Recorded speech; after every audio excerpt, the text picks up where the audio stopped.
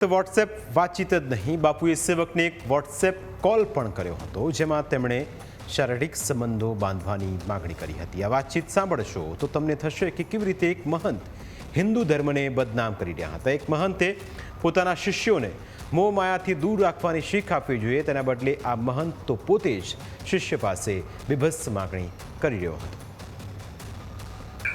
મારી તકલીફ છે દૂર કરવા માટે હું કઈ કરું છું. એ તમારી વાત સાચી, પણ બાબુ હું મારી રીતના વિચારું છું તો મને આમ કઈ બીજા જ વિચારો આવે છે કે મારાથી થાય જ નહીં. તું તારી રીતે હાસો, તું તારી રીતે હાસો છો. હું નાનો જ પણ હતો, બરોબર. આ સમયમાં આટલા માણસો છે, બરોબર.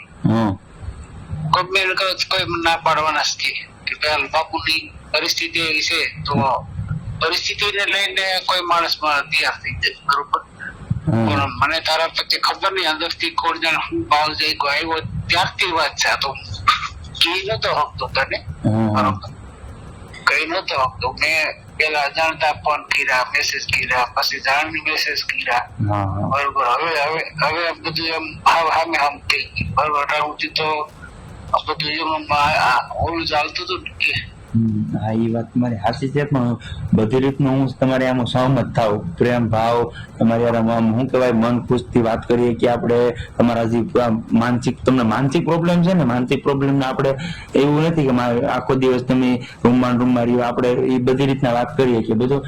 આજે તમે ફિઝિકલ પ્રોબ્લેમનું જે કહો છો ને બાપુ, એ મને વિચારતા કહું એ મારાથી આમ મારી ફિલિંગને તો હું સમજુ ને ત્યાં સુધી મારાથી ન થાય એમ.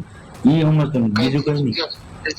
ફિઝિકલ મતલબ હા, ફિઝિકલ માંથી તમે કયો છો એ ગેસ એક્સ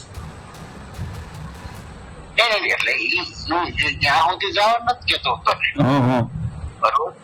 જ્યાં સુધી જવા હું નથી કેતો તને, એવી કઈ જરૂરિયાત નથી. પણ પ્રેમ ભાવના વ્યક્ત તો કરે કે ન કરવી. હા, પ્રેમ ભાવના વ્યક્ત કરવામાં એમાં તો ક્યાં આપણે ના છીએ, એમ તો એમાં શું વાંધો છે, એમાં તો કઈ વાંધો નથી.